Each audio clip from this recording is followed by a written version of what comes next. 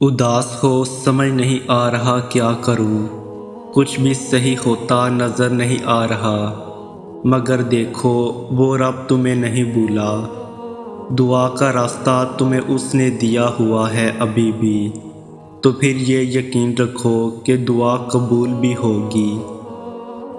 یہ مشکلات زندگی کا ایک حصہ ہے، پوری زندگی نہیں، دن اچھے بھی آئیں گے تمہارے۔ کیا ہوا جو آنسو خشک ہو گئے، کیا ہوا جو اب الفاظ بھی نہیں ساتھ دے رہے، وہ رب تو تمہاری خاموشی بھی سن لیتا ہے۔ ایسے ہار مار کر مت بیٹھ جاؤ، سب ٹھیک ہو جائے گا، کیونکہ رب العالمین تم سے بہت محبت کرتا ہے۔ تمام بہترین فیصلے تمہارے رب کی طرف سے ہیں، اور دیکھنا تمہاری زندگی میں بھی بہترین فیصلہ تمہارے رب کا ہوگا۔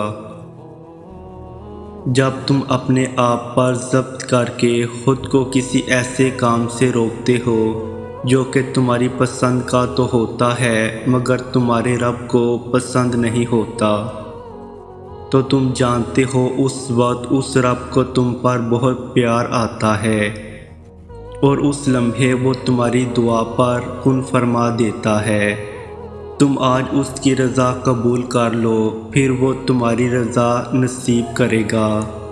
ایک دن تم دیکھو گے تمہاری آنکھیں تشکر کے آنسو سے بھر جائیں گی، تم اپنی ہر تکلیف بھول جاؤ گے اور اللہ کے معجزوں پر حیران رہ جاؤ گے۔ تمہارے صبر کا اجر بہت حسین ہوگا۔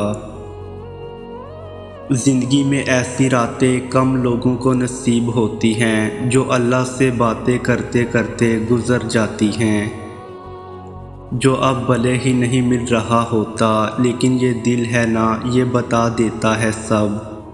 جب اللہ پاک ہماری طرف متوجہ ہوتے ہیں اس وقت دل بہت پرسکون رہتا ہے، بہت زیادہ پرسکون۔ ایک عام سی بات بھی اللہ کو بتاتے وقت آنکھوں سے آنسو آنے لگتے ہیں۔ ایسا محسوس ہوتا ہے کہ اللہ سن رہا ہے، اللہ ہمیں دیکھ رہا ہے۔ کچھ بھی پریشان کرے تو دعا مانگا کرو، دعائیں اللہ تک پہنچ جاتی ہیں، اپنا راستہ بنا لیتی ہیں۔